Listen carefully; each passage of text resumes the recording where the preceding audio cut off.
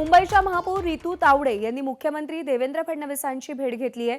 PRO बदलण्याची रितू तावडेंनी मुख्यमंत्र्यांकडे मागणी केल्याचं कळतंय। सोशल मीडियाच्या प्रस्तावाच्या वादाच्या पार्श्वभूमीवर मुख्यमंत्र्यांची भेट घेतली आहे। महापौर कार्यालयासाठी स्वतंत्र जनसंपर्क यंत्रणा नियुक्त करण्यासाठी सुमारे 25 लाख रुपयांच्या सोशल मीडिया टेंडरवरून वाद निर्माण झाला होता आणि त्या पार्श्वभूमीवरती महापौर रितू तावडे यांनी मुख्यमंत्री देवेंद्र फडणवीसांची भेट घेतलेली आहे आणि पीआरओ बदलून देण्याची मागणी रितू तावडे यांनी मुख्यमंत्र्यांकडे केलेली आहे।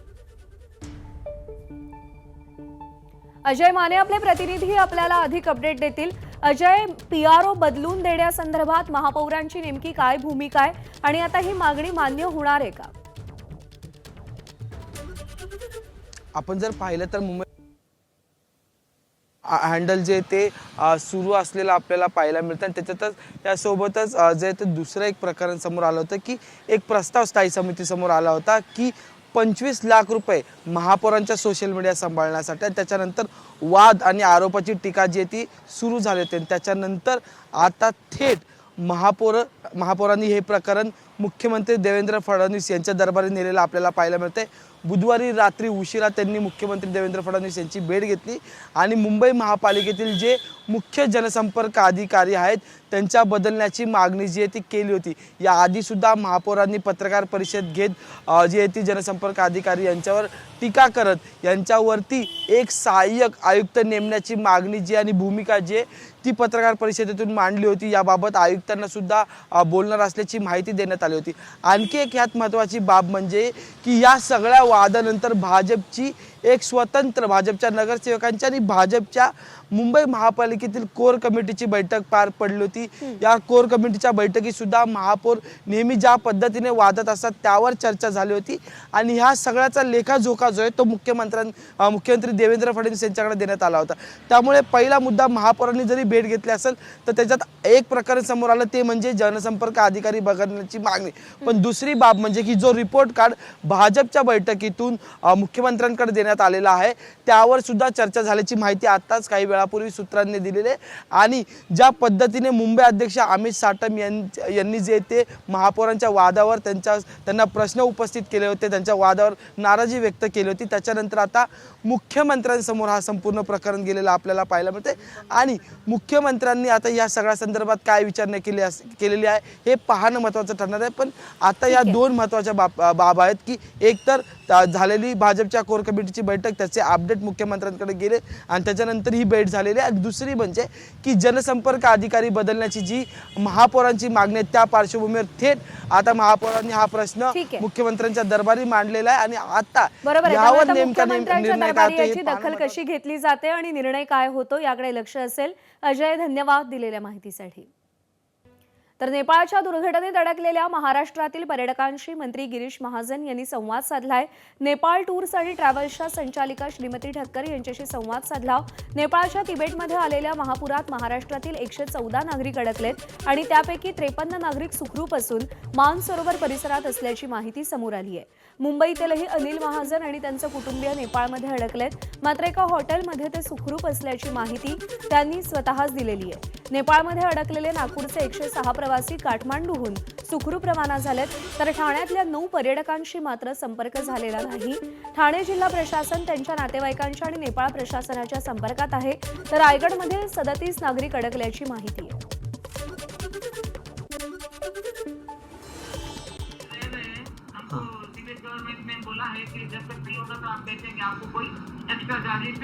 अच्छा अच्छा अच्छा, तो कितने लोग हैं? आप कहाँ के लोग, कितने लोग हैं? 38 लोग नासिक के हैं। हाँ। 4 कोल्हापुर के हैं। हाँ। और 9 लोग पुणे के हैं। ओके। और 3 हम बम्बई के हैं। मैं बम्बई से हूँ। हाँ, ओके ओके। मुंबई में मेरी ट्रैवल है। हाँ हाँ, तो कौन सी travel agency? Indo Nepal holidays private limited, Mumbai में मुलुंड में है मेरी ट्रैवल एजेंसी। Okay okay. और हम लोग सिर्फ कैलाश मानसरोवर यात्रा का ही हमारा मेन आम्हाला इथे काही स्थानिक प्रशासनाच्या लोकांनी सांगितलं की काठमांडूच्या बाहेर तुम्ही जाऊ नका, जवळपासचे जे पर्यटन स्थळ आहेत त्या ठिकाणीच जावा। नेपाळमध्ये लोक चांगले आहेत। ज्या हॉटेलमध्ये थांबलोय ते हॉटेल मालकही एकदम व्यवस्थितपणे आहेत, कॉपरेटिव्ह आहेत, माझे आईवडील वयस्कर आहेत, त्यांनाही त्यांची काळजी व्यवस्थित घेत आहेत. जेवणाची कुठेही काही प्रॉब्लेम नाही आहे. त्यामुळे भारतातील सर्व मित्रपरिवारांना कळवतो की आम्ही सेफ आहोत, काही अडचण नाही. नेपाळमध्ये अडकलेल्या महाराष्ट्रातील पर्यटकांशी मुख्यमंत्री देवेंद्र फडणवीसांनी व्हिडिओ कॉलद्वारे संवाद साधलाय. त्यांची परिस्थिती जाणून घेत पर्यटकांना शासन तुमच्यासोबत असल्याचं सांगत धीर दिलाय. तसंच नेपाळमधील खासदार संदीप राणा यांच्याशीही मुख्यमंत्र्यांनी चर्चा केली. महाराष्ट्रातील नागरिकांच्या सुरक्षिततेला सर्वोच्च प्राधान्य देत त्यांना सुखरूप मायदेशी आणण्यासाठी सर्वतोपरी प्रयत्न सुरू आहेत, असंही मुख्यमंत्र्यांनी पर्यटकांना सांगितलंय. तात्काळ संपर्क साधतो आम्ही आणि त्यांना त्या ठिकाणी कारवाई करायला लावतो. काळजी. नमस्कार. किती लोक आहेत आपण तिकडे? 4 लोक आहेत. बरं. आणि आपल्या महाराष्ट्रातले किती लोक आहेत आपले? 115 लोक सगळे आपल्या महाराष्ट्रातले आहेत. तुमची काय आता? बरं. ठीक आहे. त्यांना तात्काळ संपर्क साधतो आम्ही आणि त्यांना त्या ठिकाणी कारवाई करायला लावतो. काळजी करू नका. मी आता स्वतः तुमचा मेसेज मिळाल्याबरोबर आपल्या एक्सटर्नल अफेअर्स मिनिस्ट्रीला देखील बोललोय, पत्रही दिलेलं आहे, त्यांनाही सांगितलेलं आहे. आणि मी स्वतःही आता हे जे तुम्ही सांगताय त्यांच्याशी संपर्क करून आपण हा पूर्ण तुमचा प्रश्न सोडवू आणि तुम्हाला बरोबर सुखरूप घेऊन येऊ. तुम्ही काळजी करू नका. पूर्ण आपली टीम कामी लागलेली आहे. तुम्हाला सुखरूप आम्ही आणू महाराष्ट्रामध्ये. काय काळजी करू नका. नाही घाबरू नका. आम्ही सगळे टचमध्ये आहोत आणि मी स्वतः लक्ष घालतोय. काय काळजी करू नका. हो. त्याच्या आधी तुम्हाला पूर्ण तिथे पोहोचवायचा प्रयत्न करतो मी आणि सगळ्या व्यवस्था लावू आम्ही. काळजी करू नका. अच्छा, आले ना आपले नेपाळचे खासदार साहेब ना? हा, त्यांना मी विनंती केली होती. संदीप राणा साहेब, हा ते येत आहेत तिथे. संदीप राणा साहेब जे नेपाळचे खासदार आहेत त्यांच्याशी बोलणं झालंय. ते पूर्ण मदत करतील. मी आहे त्यांच्या टचमध्ये. काळजी करू नका. हो. चला. पहिल्यांदा मला या गोष्टीचा आनंद आणि समाधान आहे की तुम्ही सगळे सुखरूप आहात. याचा आनंद आणि समाधान आहे. आता तुम्हाला सुखरूप महाराष्ट्रात परत आणू. काळजी करू नका. पूरी मदद करेंगे, आप चिंता मत करो. अभी मैं सब नहीं कुछ नहीं होगा. आप चिंता मत करिए. सबको मैं वापिस लाता हूँ, बराबर लाता हूँ. व्यवस्था हम पूरी कर रहे हैं. आप चिंता मत करिए. नमस्कार. किती लोक आहेत आपण तिकडे? 4 लोक आहेत. बरं. आणि आपल्या दरम्यान नेपाळमधल्या महाप्रलयामुळे जे अडकलेले आहेत त्यांना परत आणण्याचे प्रयत्न सुरू असल्याची प्रतिक्रिया मुख्यमंत्री देवेंद्र फडणवीसांनी दिली आहे. तर ज्यांचे नातेवाईक पुरात अडकलेले आहेत किंवा संपर्क होत नसल्यास त्यांनी प्रशासनाला कळवावं असं आवाहनही मुख्यमंत्र्यांनी केलं. आपले काही भारतीय लोक आणि विशेषतः महाराष्ट्रातले काही लोक देखील त्या ठिकाणी आहेत किंवा असण्याची शक्यता आहे. त्या पद्धतीनं संपर्क साधण्याचा प्रयत्न चाललेला आहे. आम्ही MEAची देखील मदत त्या ठिकाणी घेतो आहोत आणि विशेषतः दिल्लीच्या माध्यमातून अशा पद्धतीनं मानसरोवर यात्रेच्या निमित्ताने किंवा इतर गोष्टींकरता जे गेलेले लोक आहेत त्यांच्याहीकरता नेपाळमधनं जो मार्ग आहे तर त्या ठिकाणी एक अवरोध निर्माण झाला आहे. तर तिथनंही त्यांना परत कसं आणायचं याचंही प्लॅनिंग आपण करतो आहोत आणि त्या संदर्भात सेंट्रल गव्हर्नमेंटशी आपलं बोलणं झालेलं आहे. त्यामुळे पूर्णपणे अलर्ट मोडवर आपण आहोत आणि कोणाचाही संपर्क झाला तर त्याला रेस्क्यू करायची तयारी आपण ठेवलेली आहे. नेपाळमध्ये महाराष्ट्रातील अडकलेल्या प्रवाशासोबत उपमुख्यमंत्री एकनाथ शिंदे यांनी व्हिडिओ कॉलद्वारे संवाद साधला. तर युवा सेनेचे राहुल कनाल आणि शिवसैनिक मदतीसाठी नेपाळला रवाना झाले.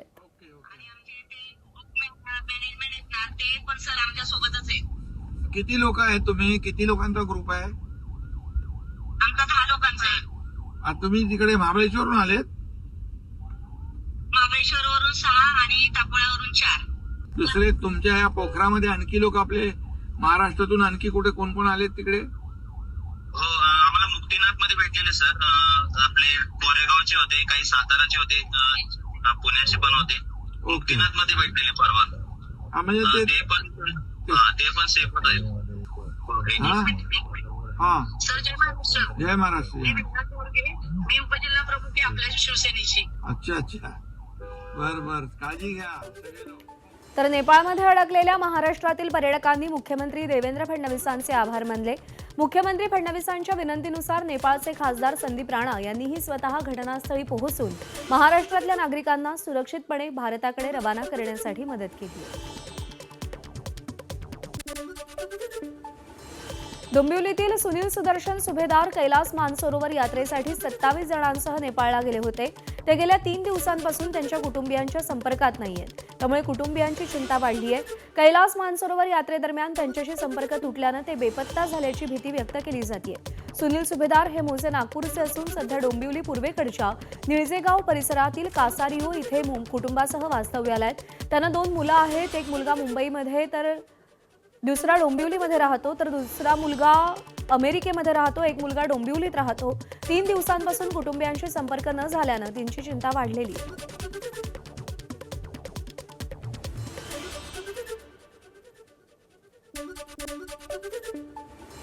शरद पवारांच्या राष्ट्रवादीचे खासदार अमोल कोल्हेंनी महाराष्ट्रातल्या पर्यटकांसंदर्भात एक ट्विट केलंय. आपण पाहूया. कैलास मानसरोवर इथे तीर्थयात्रेसाठी गेलेल्या महाराष्ट्रातील स्मिता पवार, योगिनी पाटील, पूजा भोसले, दिनेश भोसले यांना तातडीनं मदतीची गरज आहे. स्मिता पवार व योगिनी पाटील यांच्यावर जीलॉग इथं प्राथमिक उपचार सुरू आहेत. पुढच्या उपचारांसाठी तातडीनं हलवणं त्यांना गरजेचं आहे. मात्र प्रलयामुळे प्रवासाचे सगळे मार्ग बंद आहेत. म्हणूनच त्यांना तातडीनं एअरलिफ्ट करून सुरक्षित स्थळी उपचारांसाठी हलवावं ही नम्र विनंती.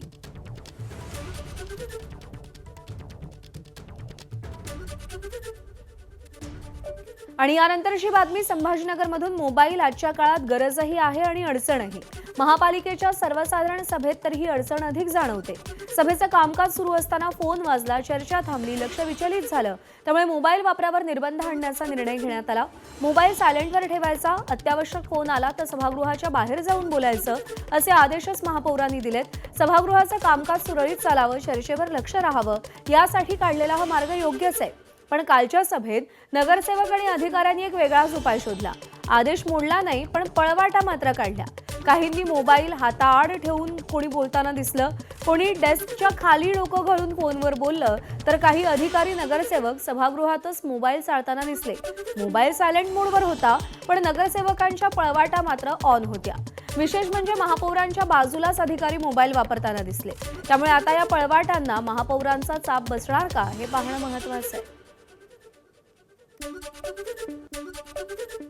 सभागृहात काही सन्माननीय सदस्य हे पोटतिडकीने त्यांच्या प्रभागातले किंवा जनतेचे प्रश्न मांडत असतात. ते मांडत असताना एखादा बाजूला बसलेला सदस्य फोनवरती त्याच्या दुसऱ्या विषयावर बोलत असतो आणि त्याच्याने पूर्ण लक्ष जे आहे ते डायव्हर्ट होतं आणि ते लक्ष डायव्हर्ट होतं आणि सभेचा एकंदर जो कामकाज चालतं त्या एकंदर कामकाजावर त्याचा परिणाम व्हायला लागला होता की खूप सदस्य त्याच्यामध्ये बोलायला लागले होते. म्हणून आज असा निर्णय केला आहे की त्यांनी सभागृहात मोबाईल आणला तरी चालेल, परंतु तो सायलेंटवर असला पाहिजे आणि त्यांना जर कॉल आला, कोणाचा महत्वाचा फोन आला, तर त्यांनी सभागृहाच्या बाहेर जाऊन त्या फोनवरती बोललं पाहिजे. पर बोलत नाही होते. मी म्हणलं की सभागृह आमची चालू आहे, तुम्ही बंद ठेवा. इतकं बोलून थांबले आम्ही. काय अगर मेटर असलं तर मग बोलायला आपल्याला 3-4 मिनिट लागणार, त्यासाठी बाहेर जाऊ. मग आम्ही ते पार्ट चांगलं आहे ते तसं म्हणायचं. आतले सदस्य होते, त्यांना मला सांगायचं होतं काय, मी जर आता ते नियम पाळून मी जर बाहेर गेलो असतो आणि फोनवर बोललो असता तर माझ्या सदस्याने फोन उचलला असता. त्यामुळं त्यांना सांगितलं की बाबा आपला नियम ठरलेला आहे, आपल्याला बोलायचं नाही आणि फोन तुम्ही बघितला असेल 1 सेकंदामध्ये ठेवला असेल, तुम्ही पाहिलं आणि हे होणार नाही, आम्ही ते पाळू. महाराष्ट्र लोकसेवा आयोगाच्या औषध निरीक्षक पेपरफुटी प्रकरणी धक्कादायक माहिती समोर आली आहे. आरोपींनी ऋतुजा पाटीलला 10 चुकीचे प्रश्न सोडवायला सांगितले होते. सगळ्या प्रश्नांची बरोबर उत्तरं दिल्यास संशय येऊ शकतो, म्हणून 10 प्रश्न चुकीचे सोडवण्याचा ऋतुजा पाटीलला सल्ला दिला गेला होता. आरोपींनी काढलेल्या 294 प्रश्नांपैकी 77 प्रश्न त्यांच्या मार्कांसह अगदी तसेच्या तसे परीक्षेत आले होते. समोर आलेल्या चॅट्समध्ये देखील 10 प्रश्न चुकीचा सोडवण्याचं सांगितल्याचं स्पष्ट झालंय.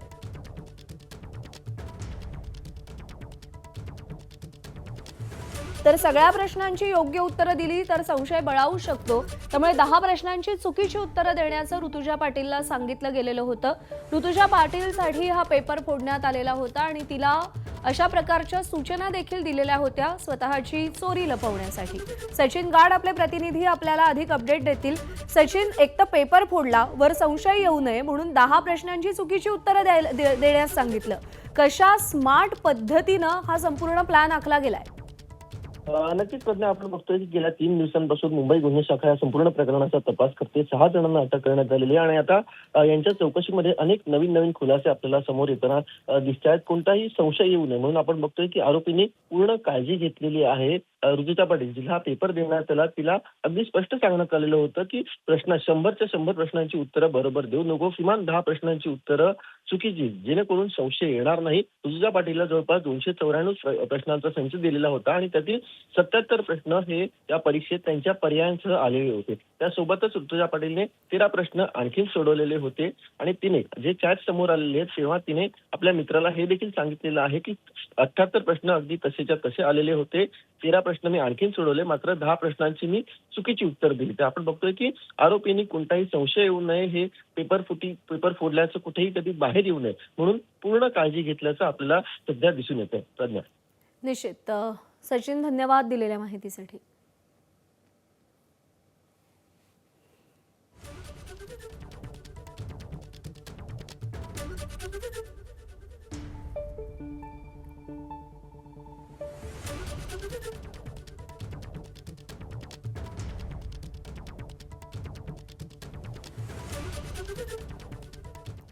दरम्यान ऋतुजा आणि गौरव यांच्या व्हॉट्सअप चॅटमध्ये नेमकं काय होतं तेही पाहूया. ऋतुजा असं म्हणतेय की हा प्रश्नपत्रिका संच दिलेला आहे, त्यामधून कोणतेही प्रश्न येतील, हे प्रश्न सोडून जे काही प्रश्न असतील त्यातून कोणतेही 10 प्रश्न चुकीचे सोडवायचे. मला त्याने हे प्रश्न दिले होते, त्यामधून 78 प्रश्न आले होते, ते मी कन्फर्म सोडवले. ते प्रश्न सोडून दुसरे आणखी प्रश्न मी सोडवले, असे एकूण 91 प्रश्न मी सोडवले. 77-78 प्रश्न कन्फर्म सोडवले मी. आता याला 2 ने डिवाइड करून घे. त्यावर गौरव असं म्हणाला, प्रश्नपत्रिका मिळाल्या असतील तर तपासून घे किती बरोबर येत आहे ते. त्यावर ऋतुजा असं म्हणाली, पप्पा बोलले मयूर ठाकरेला आता कुठे काहीच बोलू नको, घरी सुद्धा सांगू नको, कारण म्हणे मी माझ्या सख्ख्या भावाला सांगितलं नाही. माझ्याकडे पैसे नाही म्हणाले, जे जमवले ते तिच्या लग्नासाठी जमवले होते. पण या कामाचं काही खरं नाही, कधीही काहीही होऊ शकतं, कधी स्टे लागून जाईल किंवा अजून कट ऑफ हाय जाईल किंवा इंटरव्ह्यू नाही निघाले तर काहीही कुठे बोलू नको.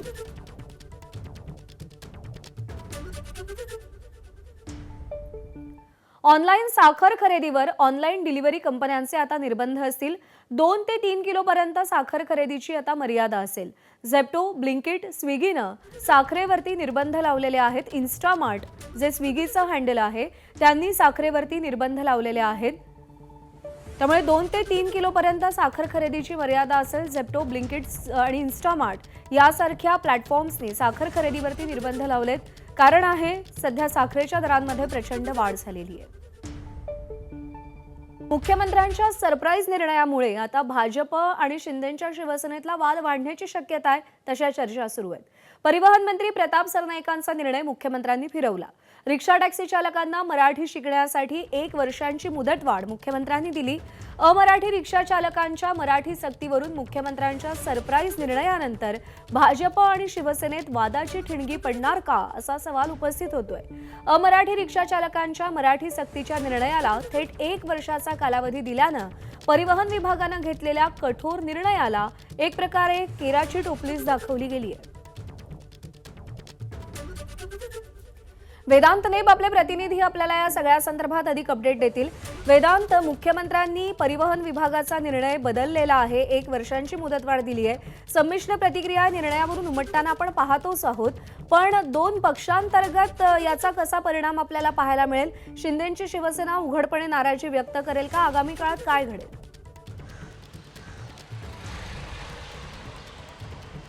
उपमुख्यमंत्री एकनाथ शिंदे, त्यासोबत परिवहन मंत्री प्रताप सरनाईक, मराठी भाषा मंत्री उदय सामंत, म्हणजे एकूणच शिंदे शिवसेनेच्या मंत्र्यांसाठी हा एक महत्त्वाकांक्षी निर्णय होता आणि त्याची कठोर अंमलबजावणी व्हावी यासाठी 12 ऑगस्टला शासन निर्णयसुद्धा जारी करण्यात आला आणि तशा प्रकारची कारवाई जे मराठी शिकत नाही आहेत अशा अमराठी रिक्षा चालकांवर केली जावी अशा प्रकारचं परिवहन मंत्र्यांनी सांगितलं आणि त्यानंतर विविध कार्यक्रम घेत अमराठी रिक्षा चालकांना प्रोत्साहन मिळावं यासाठी मोहीमसुद्धा राबवण्यात आली. त्यांना मराठी शिकवण्यासाठीचे क्लासेससुद्धा घेण्यात आले आणि मुदत संपल्यानंतर अचानकपणे काल आपण बघितलं मुख्यमंत्र्यांनी एक बैठक घेतली ज्यामध्ये काही या सगळ्या ऑटो रिक्षा युनियनचे काही पदाधिकारी होते, त्यांचं म्हणणं जाणून घेतलं आणि अचानक म्हणजेच एक सरप्राईज निर्णय देण्यात आला आणि या सगळ्याला म्हणजे जी मुदत संपली होती त्या मुदतीला आता 1 वर्षाची वाढ करून देण्यात आली आहे. या सगळ्यामध्ये परिवहन मंत्र्यांशी मुख्यमंत्र्यांनी चर्चा केली होती का, तर जी माहिती मिळते त्यामध्ये तशा प्रकारची चर्चा केली नव्हती. फक्त मुख्यमंत्र्यांनी आणखी वेळ दिला पाहिजे या सगळ्या अमराठी रिक्षा चालकांना मराठी शिकवण्यासाठी असं याआधीसुद्धा मुख्यमंत्र्यांनी परिवहन मंत्र्यांना म्हटलं आहे अशी सूत्रांची माहिती आहे. यामध्ये दुसरा आपण जर अँगल बघितला तर जेव्हा हा निर्णय शिंदे शिवसेनेच्या मंत्र्यांनी घेतला, परिवहन मंत्र्यांनी घेतला, त्यावेळी कुठेही सकारात्मक प्रतिसाद भाजपच्या नेत्यांकडनं, भाजपच्या मंत्र्यांकडनं देण्यात आलेला नव्हता. शिवाय या अभियानाला सुद्धा एक प्रकारे पाठ भाजप नेत्यांनी आणि मंत्र्यांनी दाखवली होती. या सगळ्याच्या पार्श्वभूमीवर जेव्हा आपण बघितलं की काही अमराठी रिक्षा चालक, उत्तर भारतीय नेते हे जेव्हा मुख्यमंत्र्यांना भेटत होते किंवा भाजप नेत्यांना भेटत होते तेव्हा वारंवार मागणी करत होते की ही मुदत वाढवून द्यावी आणि कुठल्याही प्रकारे अमराठी रिक्षा चालकांवर कारवाई होऊ नये. आपण बघतो की उत्तर प्रदेशच्या निवडणुका जवळ येत आहेत. मोठा मतदार हा मुंबईमध्ये राहतो, त्यासोबतच उत्तर भारतीय मतदार हा भाजपसुद्धा मोठा मतदार आहे, एक मोठी वोट बँक आहे. त्यामुळे त्यांना अडचण निर्माण करणं ही भाजपसाठी मोठ्या अडचणीचं होतं आणि त्यामुळेच जरी शिंदे शिवसेना मराठीच्या मुद्द्यावर पुढे जात होती, जसं ज्या प्रकारे आपण बघतो ठाकरे बंधू मराठीचा मुद्दा वारंवार घेत आहेत, त्यामुळे मराठीच्या मुद्द्यावर जेव्हा शिंदे शिवसेना पुढे जात होती आणि अगदी कठोरपणे ही कारवाई होईल असं वारंवार परिवहन मंत्री सांगत होते, त्याच्या उलट निर्णय घेत एक प्रकारे हा निर्णय शिथिल करत आणि जो 12 ऑगस्टचा जो शासन निर्णय काढला त्याला कुठेतरी केराची टोपली दाखवत 1 वर्षाची मुदत मुख्यमंत्र्यांनी दिली आहे. त्यामुळे मुख्यमंत्र्यांनी आपण बघितलं काही दिवसांपूर्वी एक शासन निर्णय जारी झाला ज्यामध्ये मंत्र्यांचे निर्णय मुख्यमंत्री बदलू शकतात आणि त्याचाच प्रत्यय आपण बघितलं की या निर्णयामध्ये आलेला आहे आणि त्यामुळे काहीशी नाराजी शिंदे शिवसेनेच्या मंत्र्यांमध्ये आहे. कारण कॅबिनेटमध्ये निर्णय घेतला जातो आणि कॅबिनेटमध्ये निर्णय घेतल्यानंतर अशा प्रकारे बदल होणं आणि मराठीच्या मुद्द्याला बाजूला ठेवून पुन्हा एकदा एक शिथिलता या सगळ्या निर्णयामध्ये देणं यामुळे काहीशी नाराजी आहे आणि हा वाद वाढू शकतो. कारण ज्या प्रकारे काल प्रतिक्रिया काही नेत्यांच्या आल्या यामध्ये त्यांचं म्हणणं आहे की मुख्यमंत्र्यांचा निर्णय जरी सर्वस्वी असला, मुख्यमंत्र्यांच्या निर्णयाची जरी पुढे अंमलबजावणी होणार असली तरी मराठीच्या मुद्द्यावर शिवसेना आक्रमक राहील अशा प्रकारे मंत्र्यांची काही प्रतिक्रिया आहेत. वेदांत, आपण आता असं म्हणतोय की 1 वर्षाची मुदतवाढ देण्यात आलेली आहे आणि जो निर्णय काल मुख्यमंत्र्यांनी घेतलाय की 1 वर्षाची मुदतवाढ दिली गेलेली आहे, पण या 1 वर्षात नंतर सुद्धा कठोर अंमलबजावणी या निर्णयाची होणार आहे का? ज्या पद्धतीनं आता कारवाई सुरू करण्यात आलेली होती मराठीसाठी, म्हणजे जी जुजबी मराठी बोलायची आहे त्यासाठी आग्रह धरला गेला होता, तो आग्रह वर्षभरानंतर असाच धरला जाणार आहे की आता ही मोहीम शिथिल झालेली आहे, थंड झालेली आहे असं म्हणायचं? या सगळ्या संदर्भात ज्या प्रतिक्रिया परिवहन मंत्री त्यासोबत मुख्यमंत्र्यांच्या आल्या, मुख्यमंत्र्यांचं म्हणणं आहे की 1 वर्षापर्यंत आता कुठलीही कारवाई होऊ नये, 1 वर्ष त्यांना मराठी शिकवण्यासाठी या सगळ्या अमराठी रिक्षा चालकांना द्यावं. परिवहन मंत्र्यांचं जे आधीचं म्हणणं होतं की यांना पुरेसा वेळ दिलेला आहे त्यामुळे जुजबी मराठी त्यांना आली पाहिजे. मात्र आता मुख्यमंत्र्यांनी 1 वर्षाचा निर्णय दिल्यानंतर आता RTO कुठलीही कारवाई या सगळ्या अमराठी रिक्षा चालकांवर करणार नाही. कारण आधी ज्या प्रकारे 12 ऑगस्टचा जो शासन निर्णय होता त्यामध्ये पहिले नोटीस देणं, मग त्यांचा बॅच रद्द करणं 3 महिन्यासाठी, आता तशा प्रकारची कारवाई केली जाणार नाही. त्यामुळे पूर्णपणे जो निर्णय घेतला होता परिवहन विभागाने त्याला शिथिलता आणलेली आहे आणि त्यामुळे 1 वर्ष अमराठी रिक्षा चालकांना वेळ दिला जाईल. जसं तू म्हणालीस की 1 वर्षानंतर पुढे काय, तर परिवहन मंत्री म्हणतात की हा निर्णय तसा कायम राहील आणि 1 वर्षानंतर पुन्हा एकदा अशाच प्रकारे कारवाईचा धडाका आम्ही लावू. मात्र आता या सगळ्यामध्ये मी जसं आधी म्हटलं की उत्तर प्रदेशच्या निवडणुका आहेत, भाजपसाठी उत्तर भारतीय मतदार मोठ्या संख्येने म्हणजे मुंबईमध्ये सुद्धा त्याचा फायदा होणार आहे आणि उत्तर प्रदेशात सुद्धा. आणि त्या सगळ्याचाच विचार करता अशा प्रकारचा निर्णय घेत ज्या अडचणी उत्तर भारतातील उत्तर प्रदेशातील मतदारांना येत होत्या त्या अडचणी या निर्णयामुळे काहीशा दूर झाल्यात. वेदांत, धन्यवाद दिलेल्या माहितीसाठी.